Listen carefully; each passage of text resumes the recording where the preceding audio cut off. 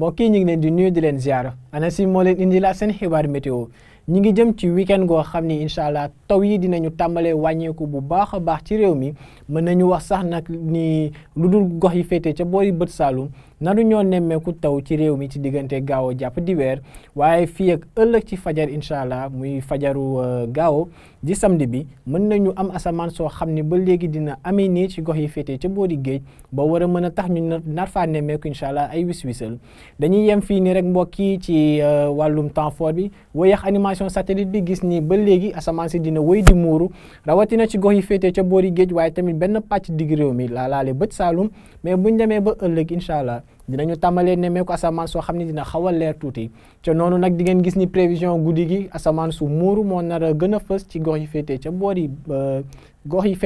géej ga waaye tamit ca bët Saalum incha allah niir yi dinañu wéy di fa tàkku te ca noonu ñi ngi yaakaar ay taw yoo xam ne dinañu laal incha allah Ziguinchor Sédhiou Kolda ba sax boori Kédougou war a mën a yéeg ba àgg ca boori Tambacounda waaye ca noonu lii di Kaffrine Kaolack ak Fatick asamaan si dina fa muuru gaa waaye tamit mën nañu yaakaar ni incha allah ba léegi ay taw dinañ ko fa nemmeeku ci guddib tey jàpp ëllëg ci fajar lii di Thiès Mbour ak Ndakaaru moom asamaan su muuru ak ay wis-wiselu ñu mën a am ci yenn gox-goxaan yi dinañ ko fa xaarandi waaye nag lii des ci réew mi moom dinañu gis ni asamaan su dal lañ fay yaakaar te ca noonu nag léeg-léeg niir yi dinañu doxantu si léeg-léeg tamit asamaan si leer nañu di ngeen gis ni tamit température guddi gi ca boori bët Saalum lañu gën a néewee ndax taw yooyu nga xam ne yaakaar nañu ko fa te ca noonu nag taw yi dinañu wàññi température yi bu baax a baax ba àgg ci ñaari fukki degré ak ñaar moom lañ nar a nemmeeku ci bët Saalum yëpp bu ñu xoolee tamit boori penk foofee ba léegi ñi fay yeewoo donc dinañu nemmeeku tàngoor goo xam ni dina xaw a jéggi dayoo tuuti ci guddi gi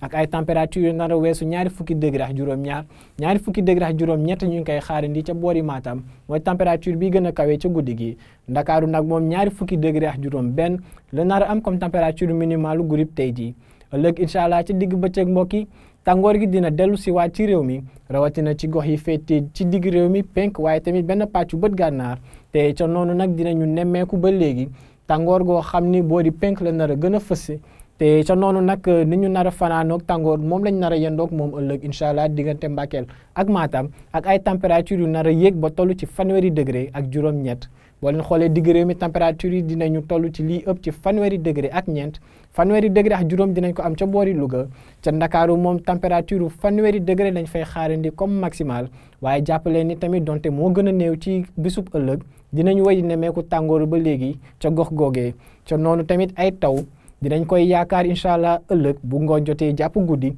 diggante Ziguinchor Sédhiou Kolda àgg sax ba boori Kédougou donte taw yooyee mën nañu bañ a am doole jàppale ni ba léegi dinañu desandi incha allah ca gox yi féetee ca boori bët Saalum ba léegi waaye liy des ci réew mi moom mën nañu wax ab tekkaaral moo nar a gën a fës ci li ñu nar a nemmeeku incha allah ci bisub samedi ëllëg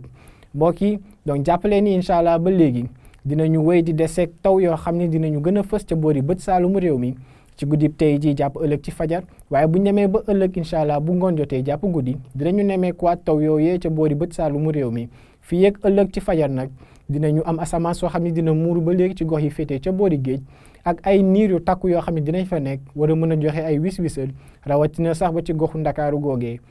lii nag moo newoon seen xibaari météo mbokk yi wala boog li ci gënoon a fës ñu leen di dig daje nag altine fii rek boobu ñu ngi leen di ñaan ngeen di wéy di topp xibaar yi dikkee ci ANACIM ci xarale yi di leen ñaanal jàmm wasalaam